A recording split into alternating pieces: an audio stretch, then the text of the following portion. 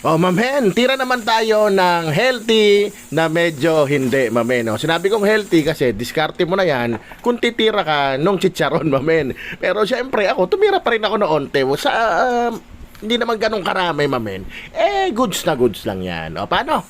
Tirahin na natin, baka tirahin pa ng iba. Alam ko na yan, basic cooking lang. Pero syempre, para sa mga hindi pa marunong, ganito lang kasimple magluto ng not so healthy ginisang sayote, mamen. Ayan, mag-isa ka lang ng bawang at sibuyas hanggang lumabas yung mga aroma nila at medyo lumabas ang juices nila. Pag nangyari yun, mamen, lagay mo na yung giniling mo, mga 1/4 na giniling lang yan, goods na yan. Tapos, mamen, season mo na kagad dyan ng paminta at ayan, oyster sauce, mamen, at gisahin mo yan hanggang medyo matusta yung giniling para masarap talaga, magmamantika siya at matusta siya talaga, magbabrown parang ganyan, mamen.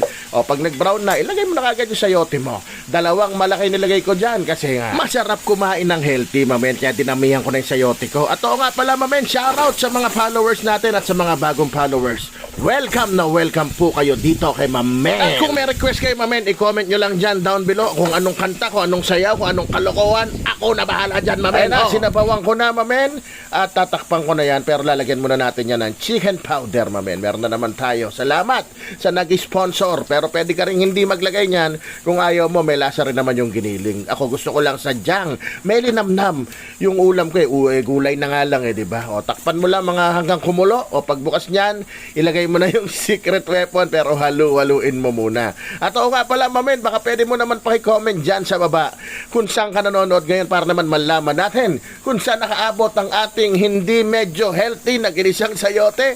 Ayan, shoutout kay Jenice, pero mamen, pinigilan ko naman yung sarili ko dyan.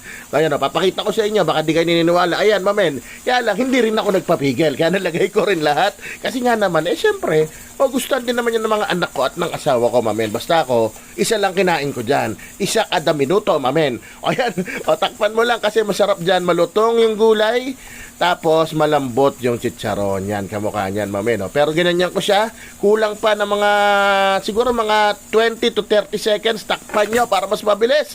1, 2, 30. Ayan na, mamen, tignan mo. Kuha ka na kagad ng kanin mo dyan, mamen, tsaka sile para mapasarap ka. Kasi ako, rekta. Tira niyan, mamen, kaya naman, isisigaw na ni mamen. Rapsa! Mamen?